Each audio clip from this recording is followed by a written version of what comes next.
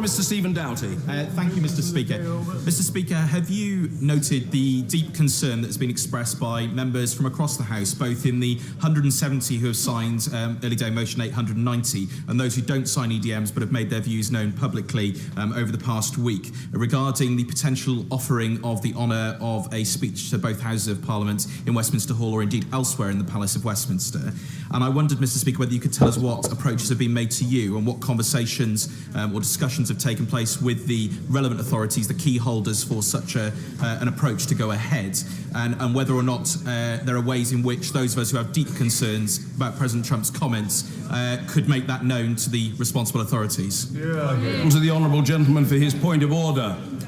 What I will say is this: an address by a foreign leader to both Houses of Parliament is not an automatic right, it is an earned honour.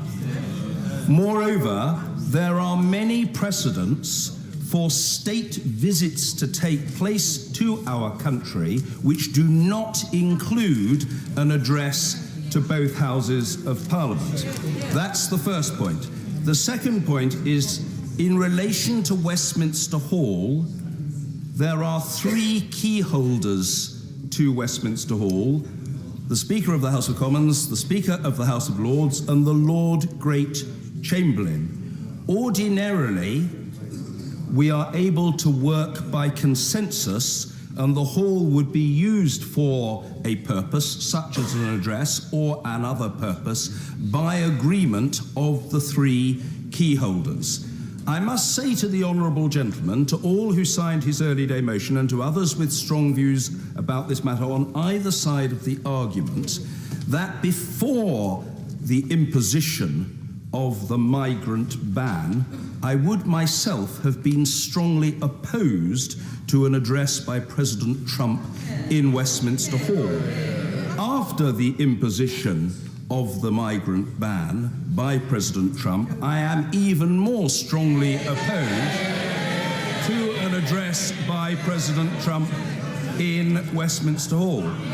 So far as the Royal Gallery is concerned, and again I operate on advice, I do not perhaps have as strong a say in that matter. It is in a different part of the building, although customarily an invitation to a visiting leader to deliver an address there would be issued in the names of the two speakers.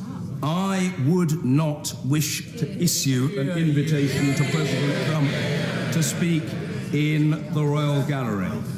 And I conclude by saying to the honourable gentleman this: we value our relationship with the United States.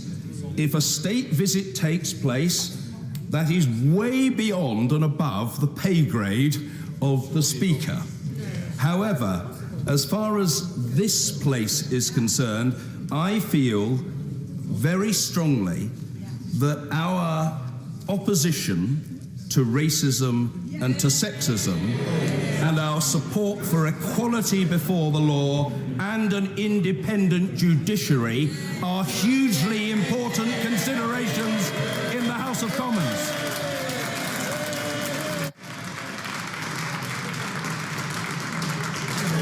Point of order, Mr. Skinner. Further to that point of order, 2 words: well done.